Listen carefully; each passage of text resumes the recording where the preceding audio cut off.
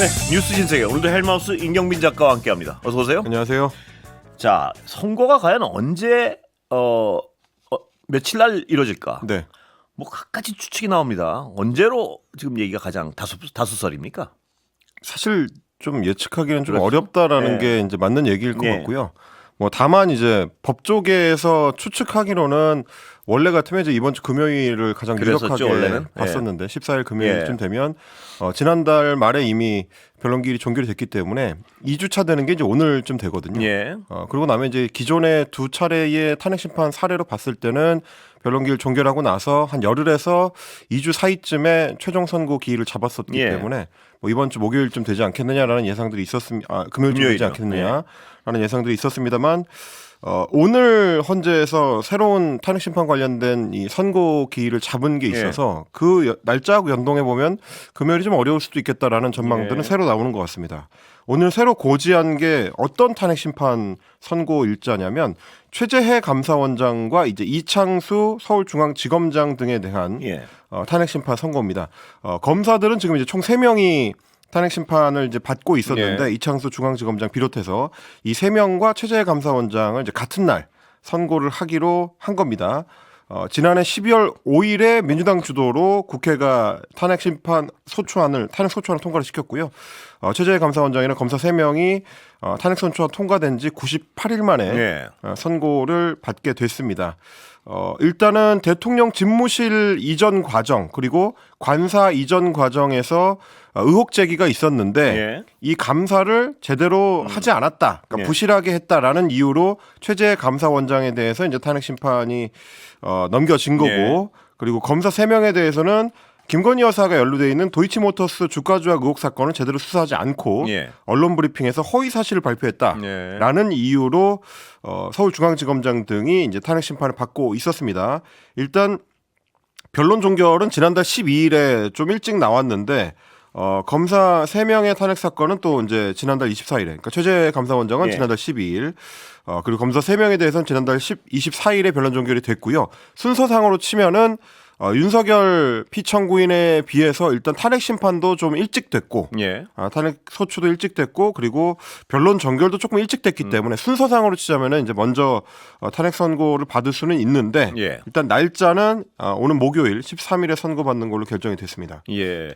자, 그렇다면 14일이 뭐 이틀 연속은 좀 어렵다 이런 얘기 때문에 14일이 아닐 것 같다. 이거 물론 추측이지만요. 전례가 예. 드물다라고 이제 이야기를 해야 될 것 같습니다. 예. 일단 이틀 연속으로 선고 일정을 잡았던 사례가 아예 없는 건 아닙니다. 오늘 현재 관계자를 기자들이 취재를 해보니까 1995년 12월에 예. 10월 27일, 28일 연속으로 선고를 한 사례가 한 번 있었다. 예. 라고 하고 이제 보통은 이틀 연속으로 선고를 안 한다라는 얘기가 되는 건데 예. 이제 그러다 보니까 13일에 탄핵 심판 선고가 있으면 그 다음 날 그보다 훨씬 중요한 이제 대통령에 대한 탄핵 심판 선고를 할 수 있겠냐? 예. 그러면 날짜가 결국 넘어가서 17일 월요일쯤 예. 되지 않겠느냐라는 예상들이 이제 좀 새로 나오고 있는 것 같습니다. 그러나 14일이 안 된다는 법은 없는 거죠, 지금. 네, 뭐 그런 현실적으로 불가능한 것도 아니고요. 네, 그렇지는 예. 않습니다. 뭐 어차피 이제 변론 기일 종결된 지가 2주가 지났기 때문에 그동안에 이제 웬만한 쟁점들은 정리가 됐을 걸로 다들 예. 이제 추측을 하는데 다만 이렇게 생각했던 것보다 길어지는 건 아마 평의 과정에서 예. 가능하면 이제 대통령에 대한 탄핵 심판이기 때문에 지난 박근혜 사례 때처럼 전원일치 판결을 좀 이제 유도하는 예. 혹은 뭐 그렇게 정리하는 게 좋겠다라는 의견들이 나오고 있을 가능성이 있고요. 예. 그래서 정리된 쟁점에 대해서 최종적인 의견을 최종 조율하는 단계일 가능성이 있다. 예. 그러다 보니까 이게 이제 어느 정도 걸릴지를 좀 예상하기 좀 쉽지 않은 측면이 있고요. 다만 평의를 진행하고 나서 그러면 어떻게 판결할 건지를 이제 헌법재판관들이 모여서 최종 결정을 하는 거. 예. 이걸 이제 이걸 두고 이제 평결이라고 예. 하는데 결론을 내는 걸 얘기하는 거죠. 근데 이제 평결을 하는 거는 탄핵 심판의 사례에 따라 조금씩 차이는 있었긴 합니다만 예. 거의 임박해서 결정을 하는 걸로 알려져 있습니다. 예. 지난 이제 8년 전에 박근혜 사례만 하더라도 선고를 하는 당일날 오전에 모였을 때 평결을 그때 진행을 했었고요. 예, 최종 당일날 결정을 했죠? 당일날 예. 했었고 노무현 전 대통령 사례 같은 경우도 평결을 바로 직전 전날 오후에 네. 했었기 때문에 사실 이제 판결 자체가 아직 결정이 안 됐을 가능성이 있어서 예. 언제 결정하고 언제 선고를 잡을지도 아직은 좀 불투명한 상황이긴 합니다. 그러나 현실적으로요. 내일 저녁, 내일이 12일이죠. 네. 내일 저녁까지 선고 일자를 발표 안 하면 네. 이번 주는 좀 넘어가는 것 아니겠느냐. 이게 좀 지배적이죠. 이런 분석이. 네, 그 분석이 지배적인데 그것도 꼭 어떤 그렇죠. 그 규정에 맞춰서 하는 거는 아닙니다. 보통 이틀 전, 3일 전쯤에 고지를 하긴 하지만 꼭 그래야 한다는 규정은 별도로 그렇죠. 없고요. 그래서 이제 법조인들 중에서는 워낙 이 사안을 둘러싸고 지금 굉장히 좀 정치적으로 쟁점화가 크게 돼 있는 상황이고 양쪽의 지지자들이 다 좀 격렬하게 충돌하는 상황이다 보니까 오히려 좀 위험 요소를 줄이려면 직전에 고지하는 것도 방법이다. 갑자기 한다. 네, 그렇습니다. 예. 이제 뭐 시간을 많이 줘서 준비를 하게 만드는 것보다는 조금 좀 급하게 당겨서 하는 편이 안전을 위해서는 더 좋을 수도 있다라는 얘기들도 있기 때문에 물론 양쪽 다 일리가 있습니다. 대통령과 관련된 선고를 하는데 그걸 이제 그렇게 급하게 결정할 수 있느냐 하는 측면도 있어서 어느 쪽의 의견에 이제 헌재가 더 좀 무게를 둘지는 예상하기는 좀 쉽지 않고요. 8년 전의 사례, 뭐 그때도 저는 언론 현장에서 이제 그 중계하는 역할들을 많이 했었는데 그때 상황을 되짚어 보면 그 당시에도 한 일주일여 정도를 선고를 앞두고 나서는 여러 추측들이 계속 그렇습니다. 엇갈리고 있는 상황이었고요.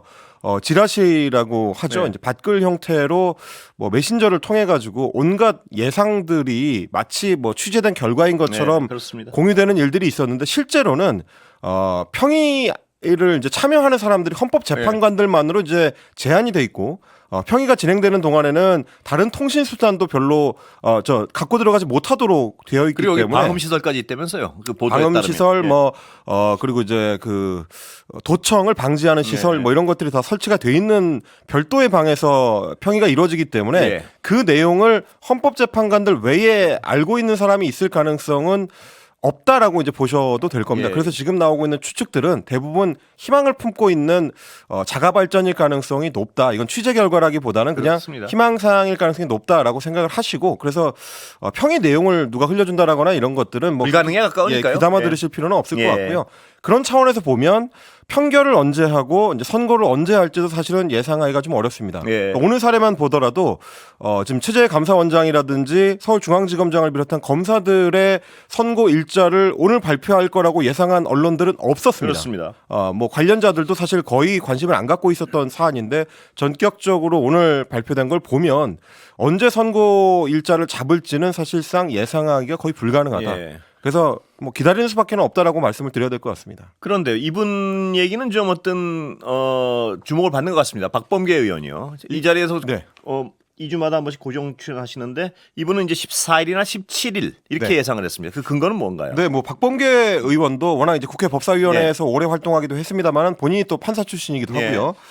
오늘 페이스북에 글을 올렸는데 이렇게 얘기했습니다. 헌법재판소가 윤석열 석방 후에도 그동안 별 내색이 없다가 오늘 13일로 왕창 선고일을 지정해서 발표를 했다라는 점을 이제 정리를 했고 그러면서 뭐라고 했냐면 18일은 박성재 전 법무장관의 변론 기일이고 그리고 탄핵심판 관련해 가지고 2024 헌나 8 사건 번호로 치면 이제 윤석열 피청구인에 대한 이 사건이고요. 그리고 2024 헌나 9가 한덕수 피청구인에 대한 사건 번호입니다. 그러니까 순서대로 하자면 윤석열이 먼저고 한덕수가 나중이다라는 얘기가 되는 거라서 그동안 국민의힘에서 주장한 것처럼 한덕수 국무총리에 대한 탄핵심판 결정이 먼저 나올 가능성은 별로 높지 않다고 지금 박범계 의원은 보는 거고 그와 동시에 이제 같이 얘기한 게 뭐냐면 오늘 발표된 탄핵심판 그 사건들 2024 헌나 2부터 헌나 5까지가 최재 감사원장과 검사 3명입니다. 그러니까 순서대로 지금 헌재가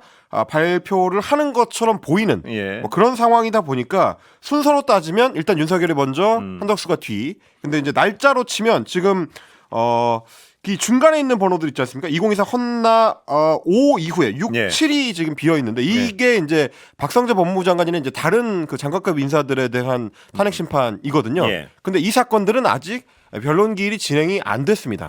그러다 보니까 박성재 법무부 장관의 변론 기일이 18일부터 시작이 되니까 그 전까지 비어 있는 일정이라고 하면 14일 금요일과 17일 월요일 아니겠느냐. 지금 박범계 전 법무부 장관 민주당 의원은 이렇게 좀 예상을 하면서 예. 남은 날짜가 14일, 17일이니까 순항 중이다. 예. 파면 선고가 무르익고 있다. 예. 이렇게 전망을 했습니다. 일단 설명을 듣고 보니까 꽤 촘촘한 추측이네요. 예, 꽤 합리적인 것 같고요. 예. 그래서 뭐 언제 선고 일자를 지정할지는 알 수 없지만 일정상으로 봤을 때는 아마 다음 주 월요일 내지는 아무리 늦어도 뭐 박성재 법무부 장관에 대한 그 변론기를 시작하기 전, 예. 뭐 18일 오전이라든지 예. 그러니까 날짜상으로 보면은 이제 다음 주 월요일, 화요일이 마지노선 아니겠느냐, 뭐 이렇게 보는 의견들이 대다수인 것 같습니다. 기다려 보는 수밖에 없을 것 같습니다. 지금은. 예. 그렇습니다. 예. 내일 박범계 장관 이 자리에 나오시니까 한번 자세히 다시 한번 여쭤보겠습니다. 예. 네, 사실 뭐 예측해 볼 수 있는 여러 어떤 징후들은 몇 가지가 더 있는데요. 뭐 지금 박범계 전 장관의 이제 예상도 있습니다만 정치권의 시계가 조금 빨리 돈다라는 느낌을 주는 사건들이 오늘 몇몇 가지가 있었습니다. 예. 민주당도 장외 투쟁의 어떤 강도라든지 속도를 좀 더하고 있는 양상이고요. 그리고 국민의힘도 마찬가지입니다. 국민의힘의 소위 친윤계 의원들도 장외 투쟁의 속도를 좀 내고 예. 국민의힘 지도부의 메시지 양상도 조금 속도를 내는 것 같은 분위기. 그러다 예. 보니까 임박했다라고 정치권에서도 어느 정도 좀 보고 있는 것 아닌가, 뭐 이렇게 예. 생각하실 수 있을 것 같습니다. 자, 또 하나 약간 눈길을 끄는 뉴스가요. 여당 단톡방에서 네. 변론 재개를 주장하지 말자. 왜냐하면 여당에서는 그동안 변론 재개를 주장해서 이 선고일을 늦추지 않은 어떤 얘기가 다수파였던 것 같은데 네. 최근 들어 변론 재개 주장하지 말자 이 얘기가 나오는 이유는 뭔가요? 그러니까 사실 이제 변론 재개, 그러니까 지난달 25일에 변론 기일이 이제 종결이 됐기 때문에 예. 이제 선고만 남겨져 있는 상태였는데 뭐 새로운 증거가 발견된다든지 혹시 이제 변론을 통해서 뭔가 추가로 입증할 수 있는 사안이 있다고 하면 재판부에 변론을 다시 시작해달라. 그러니까 변론 재개를 요청할 수 있습니다. 예. 이미 이제 헌법재판소에서 올해 한번 그렇게 한 적이 있거든요. 예. 최상목 대통령 권한대행에 대해서 이제 헌법재판관을 임명하지 않고 있는 사안. 예. 이게 이제 위헌이다라고 제기됐었던 권한쟁의 심판에 대해서 원래 변론 종결을 했다가 최상목 권한대행 측에서 이제 추가로 의견 진술을 한 뒤에 변론 재개를 해서 한 번 더 기일을 잡은 적이 있거든요. 예. 네, 그런 사례처럼 지금 이제 국민의힘이라든지 여권 쪽에서 그리고 이제 윤석열 피청구인 쪽에서는 변론 재개를 해서 더 기일을 잡아야 된다. 예. 그래서 적어도 뭐 몇 주 정도만 더 시간을 끌 수 있다면 예. 이재명 민주당 대표에 대한 뭐 2심 판결이라든지 이런 것들을 보고 예. 조기 대선을 준비할 수 있지 않겠느냐라는 이런 어떤 내심들이 이제 반영이 그렇습니다. 된 예. 그런 주장들이 시간 끌기 차원에서도 제기가 된 바가 있었거든요. 근데 이제 말씀하신 것처럼 어제 오늘 국민의힘이나 여권 내부의 분위기는 좀 달라진 것 같습니다. 일단 국민의힘 의원들이 속해 있는 이제 텔레그램 대화방에서 어제 판사 출신인 장동혁 의원이 이런 얘기를 했습니다. 헌법재판관 후보자인 마은혁 임명 카드가 살아있는데 예. 덜컥 변론 재개를 하자고 했다가 마은혁을 만약에 임명하게 되면 그러면 어떻게 될 거냐 예. 라고 이야기를 하면서 헌법재판소에 변론 재개를 해야 된다고 주장하지 말자 예. 이런 의견을 냈고 여기에 다수 의원들이 메시지를 통해서 이제 동의를 했다. 라는 얘기가 오늘 중앙일보 단독으로 이제 보도가 됐습니다. 예. 그동안에는 계속 변론 재개를 주장을 했었고 바로 얼마 전에 그러니까 9일 일요일에 권성동 원내대표 같은 경우도 윤석열 피고인이 석방되자마자 그런 의견을 냈었거든요. 헌재가 이번 법원의 결정을 참고해서 적법 절차에 미흡한 부분이 있다고 판단이 되면 변론 재개도 필요하지 않겠냐. 예. 이런 얘기를 기자들 앞에서 했었습니다. 네. 그리고 오세훈 서울시장도 어제 이 변론 재개를 해야 된다는 얘기를 하면서 실체적 절차적 흠결을 보완하기 위해서 필요하다. 이런 주장을 내놨었는데 당장 어제 저녁부터 좀 기류가 바뀌었다. 예. 그리고 이제 그 기류 변화의 어떤 징후 중에 하나로 또 이제 이 윤석열 피청구인의 변호인단도 예. 어제 관련된 보도가 조선일보에 보도가 됐는데 예. 그 내용 보니까 윤석열 피청구인의 변호인단 쪽에서 지난 주말에 예. 관저를 방문을 해가지고 변론 재개를 요청하지 않는 게 좋겠다라는 취지로 윤석열 피청구인을 설득을 했고 네. 그렇게 하기로 결정을 했다. 네. 이런 내용이었거든요. 예. 그러니까 그 기사의 어떤 맥락을 짚어보면 아마도 석방된 윤석열 피청구인이 변론 재개를 요청하라라고 변호인단 쪽에 이야기를 했을 거고 예. 그 검토 결과 윤석열 피청구인의 변호인단 쪽에서는 변론 재개를 안 하는 게 좋겠다. 겠다. 라는 판단을 내리고 윤석열 피청구인을 오히려 설득했다는 얘기가 되는 네. 거거든요. 그게 또 조선일보에 보도가 된 거고요. 예. 그러면 이제 저도 법조인들을 좀 이제 취재를 해서 얘기를 들어보면 예. 보통 이런 경우에는 변호인단의 판단에 이제 두 가지가 작용을 한다. 네. 하나는 변론 재개를 해봐야 유리하지 않을 것 같다라는 판단. 별 소용이 없을 것 같은. 그렇습니다. 이제 장동혁 의원이나 이런 그 여권 인사들이 이야기하는 것처럼 마은혁 재판관이 임명이 됐을 때 오히려 이제 재판 상황이 더 불리해질 수도 있다라는 판단도 있을 수 있고요. 그거는 이제 여권에서 표면적으로 내세우는 이유고 실제로 이제 그 실무 경험이 많은 변호사들이 주로 이야기하는 거는 아마도 재판부 쪽의 변론 재개를 위한 어떤 접촉이나 절차를 진행하려고 해봤지 않겠느냐. 분위기를 봤는데 받아들여질 것 같지 않거나 혹은 이미 거부를 당했거나 그랬을 경우에 오히려 바깥에 그런 분위기가 나가는 게 지금의 이제 여론 상황에서 좋지 않을 수 있기 때문에 우리가 포기하는 걸로 변론 재개를 요청하지 않는 쪽으로 의견을 모아서 정리하는 식이 되지 않았겠느냐. 이건 이제 실무 경험이 많은 변호사들의 추측입니다. 대부분의 경우에는 이제 변론 재개를 괜히 그냥 요청했다가 판사들한테 거부당하는 모양이 되는 것 자체가 좀 불리하기 때문에 애초에 좀 어느 정도는 이제 분위기 파악을 해본다고 하거든요. 뭐 그런 걸로 봤을 때는 받아들여지지 않을 가능성을 높게 점쳤을 뭐 그런 것도 생각해 볼 수 있을 것 같습니다. 그나저나 정말 빨리 선고가 이루어져야지 이 어떤 극심한 혼란을 잠재울 수 있을 텐데요. 뭐 지금으로서 이제 길어봐야 며칠이니까요. 기다려보는 수밖에 없을 것 같습니다. 그렇습니다. 이제 사법부에서 굉장히 중시하는 어떤 전례에 따라 보더라도 이미 박근혜와 이제 노무현 전 대통령 사례를 넘어서고 있는 그러니까 일자 자체가 이제 좀 길어지고 있는 형국이고 말씀하신 것처럼 이제 국가적 혼란이 벌써 석 달째 계속 이어지고 그렇습니다. 있거든요. 지금 트럼프 행정부가 미국 정부를 중심으로 해가지고 국제사회에서 여러 파문을 일으키고 있는 와중에 우리 정부가 대응을 못하는 상황이 너무 길어질 경우에 국익 손실 같은 것들도 고려를 해야 돼서 뭐 외교 문제만 그렇겠습니까? 사회 전반이 지금 그렇습니다. 시스템이 정지돼 있는 상황이라서 그리고 주말이 한 번씩 반복이 될 때마다 사회적 충돌과 혼란만 더 커지는 형국이 지금 계속되고 있으니까요. 헌재도 이런 상황을 충분히 인식하고 있겠죠. 그렇습니다. 뭐 기다려보는 수밖에 없을 것 같습니다. 자, 검찰의 항고를 안 하겠다는 결정은 뭐 시간이 지날수록 그 결정의 허술함, 논리적 어떤 하자들 이건 계속 나오는 것 같습니다. 윤석열 피고인에 대한 구속 취소 문제 이걸 두고 이제 검찰에서 왜 즉시 항고를 하지 않느냐라고 언론과 정치권에서 비판을 했더니 심우정 검찰총장이 어제 직접 밝혔던 이유는 위헌 소지가 있다는 것이었습니다. 뭐 기존에 이제 구속 집행정지라든지 뭐 보석 취소라든지 이런 건에 대해서 즉시 항고하면 안 된다라고 위헌 결정이 나왔었기 때문에 비슷한 경우라고 할 수 있는 구속 취소도 위헌 소지가 있다. 내부적으로 검찰이 이제 그렇게 판단을 했다는 거고 검찰총장이 그걸 이유로 들었습니다. 그런데 문제는 이번에 이제 언론들에서 파악을 해보니 불과 2년 전에 그러니까 2023년에 이미 다른 구속 취소 사건에 대해서 검찰이 곧바로 즉시 항고를 했던 사례가 확인이 됐습니다. 공갈 혐의로 함께 구속이 됐던 피고인 2명에 대해서 당시에 이제 울산지법이 구속 취소 결정을 했는데 검찰이 즉시 항고를 했고요.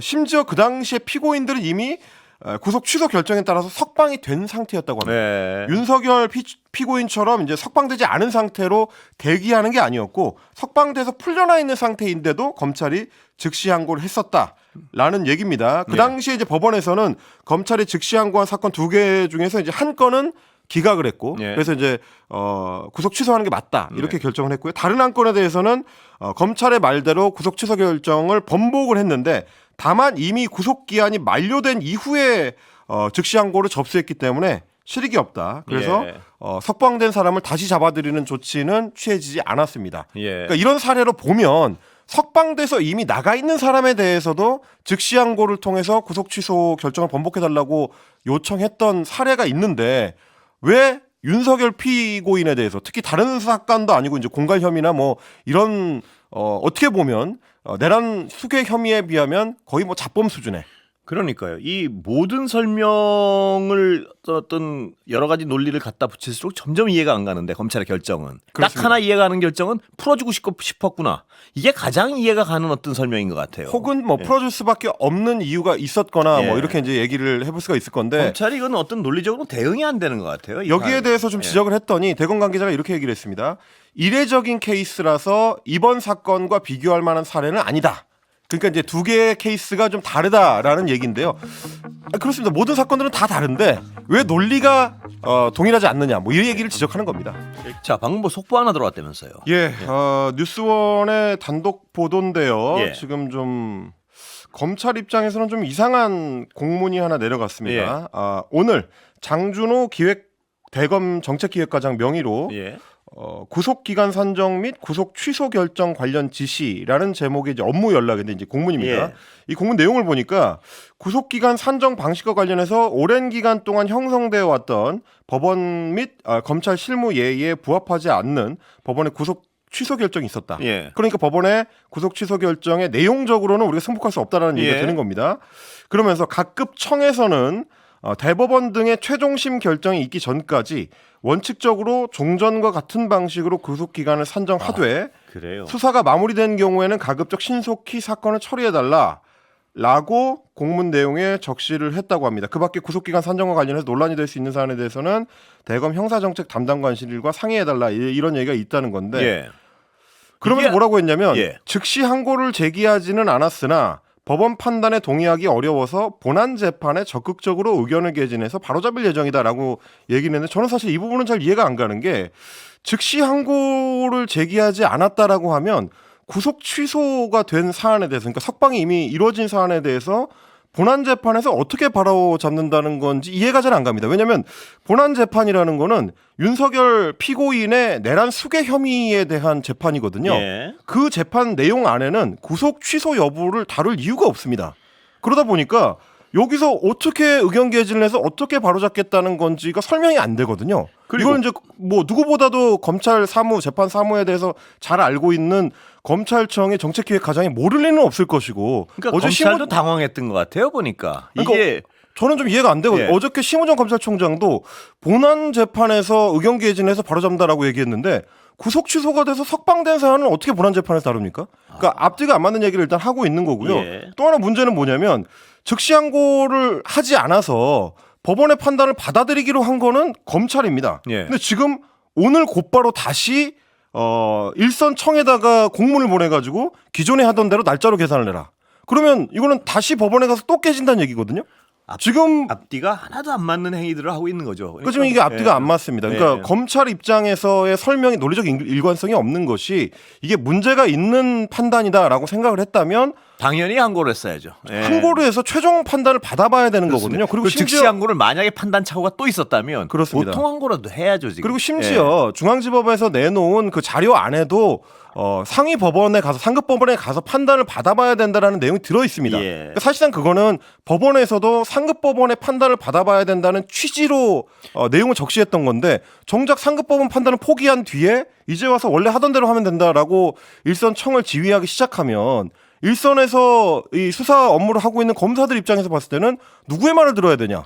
법원 판단은 이미 나와 있는데 네, 앞뒤가 이렇게 안 맞는 얘기를 대검이 할 수밖에 없는 상황. 이런 상황이라면 이걸 어떻게 지휘를 해야 되나요? 검찰들을. 그리고 이게 이런 식이라면 아까도 잠깐 말씀드렸지만 윤석열 피의자를 풀어주고 싶었다는 거 외엔 어떤 설명도 안 되는 거예요, 이거는. 그렇습니다. 예. 지금 이제 결과적으로 보면 윤석열 피고인 외에 다른 사람들은 를 못 풀어주겠고. 적용받지 예. 못하는 하나의 특수한 사례, 사실상의 특혜 조치를 대검이 사실상 승인했다. 검찰총장이 그거를 용인하고 확정 지어줬다라는 얘기가 되는 거거든요. 예.